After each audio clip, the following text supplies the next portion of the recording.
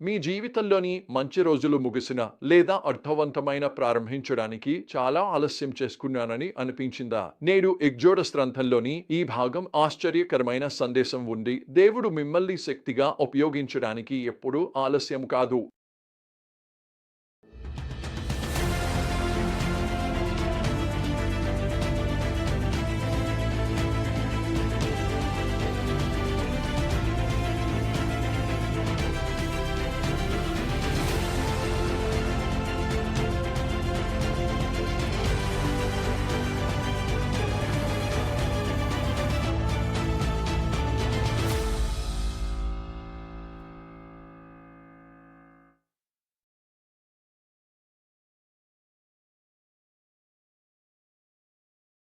మరి ఎగ్జోడస్ 7:1-8, 15 వరకు లోతుగా పరిశీలిద్దాం. ఇక్కడ దేవుడు మరియు ఫరో మధ్య ఒక మహత్తరమైన పోరాటం ప్రారంభమవుతుంది. ఇందులో మోషే నరుమనిలిస్తాడు. మోషే వయస్సుపై మాట్లాడదాం. 7వ వచనంలో వివరాన్ని చూశారా? మోషే 80 సంవత్సరాల, అహరోన్ 83 సంవత్సరాల ఫరోతో మాట్లాడారు. 80 సంవత్సరాలు. మోషే సేవను ఇప్పుడే ప్రారంభిస్తున్నాడు. మనలో చాలామంది విశ్రాంతి జీవితం ప్రారంభించే వయస్సులో ఆశ్చర్యం కలిగిస్తుంది, ఎందుకంటే మోషే జీవితం 40 సంవత్సరాల కాలాలుగా విభజించబడింది. ప్రతి 40 సంవత్సరాలు అతను ఈజిప్టులో శక్తివంతమైన మోషేగా ఉన్నాడు. తర్వాత 40 సంవత్సరాలు అతను మిడియాన్ అరణ్యంలో వినయశీలమైన కాపరిగా గడిపాడు. ఇప్పుడు 80 సంవత్సరాల వయస్సులో దేవుడు అతనికి సిద్ధం చేసిన పాత్రలోకి అడుగుపెడుతున్నాడు. మోషే జీవితంలోని చివరి 3వ భాగంలో దేవుడు అతన్ని శక్తివంతంగా ఉపయోగించాడు. అలాగే మన జీవితంలోని చివరి దశల్లో కూడా దేవుడు మనలను ఉపయోగిస్తూనే ఉంటాడు. కొన్ని సంవత్సరాల క్రితం నేను డాక్టర్ డెమిస్, అతను 1970 ఆస్బరీ కాలేజీ అధ్యక్షుడిగా ఉన్నాడు. అతని సంవత్సరాల్లో నేను విల్మోర్లో అతన్ని సందర్శించేవాడిని. అతను నేను కలిసిన అత్యంత జ్ఞానవంతులైన వ్యక్తులలో ఒకరు. నేను అతని పాదాల వద్ద మాట్లాడండి, నేను మీ నుండి నేర్చుకోవాలనుకుంటున్నాను అని చెప్పేవాడిని. కానీ నేను ఒక్కడినే కాదు. చివరి నెలల్లో అతను తన మంచంలో పడుకున్నప్పుడు విద్యార్థులు వచ్చి నేను చేసినట్లే చేసేవారు.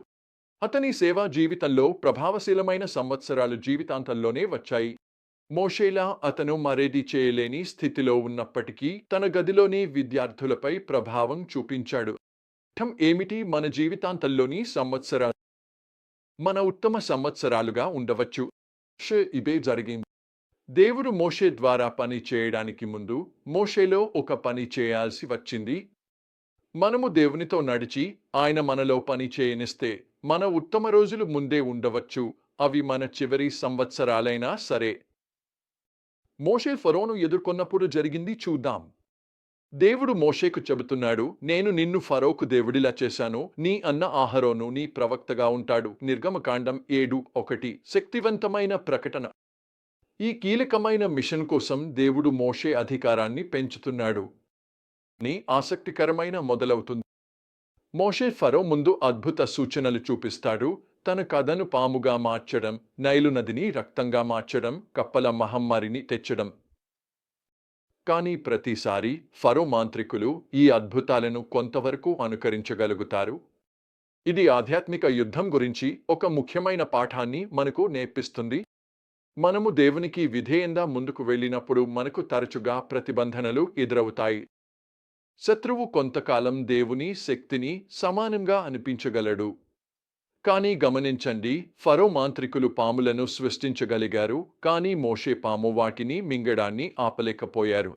వారు నీటిని రక్తంగా మార్చారు, దాన్ని నీటిగా చేయలేకపోయారు. కప్పలను తెచ్చారు, కానీ తొలగించలేకపోయారు. సందేశం స్పష్టం. దేవుని శక్తి పరిపూర్ణమైనది. శత్రువుకు కొంత శక్తి ఉండొచ్చు, కానీ అది పరిమితమైనదే మరియు చివరికి దేవునికి సరిపోదు.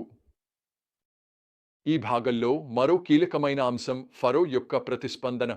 ప్రతి అద్భుతం తర్వాత ఫరో హృదయం కఠినమైందని లేదా అతను తన హృదయాన్ని కఠినతరం చేసుకున్నాడని మనం చదువుతాము.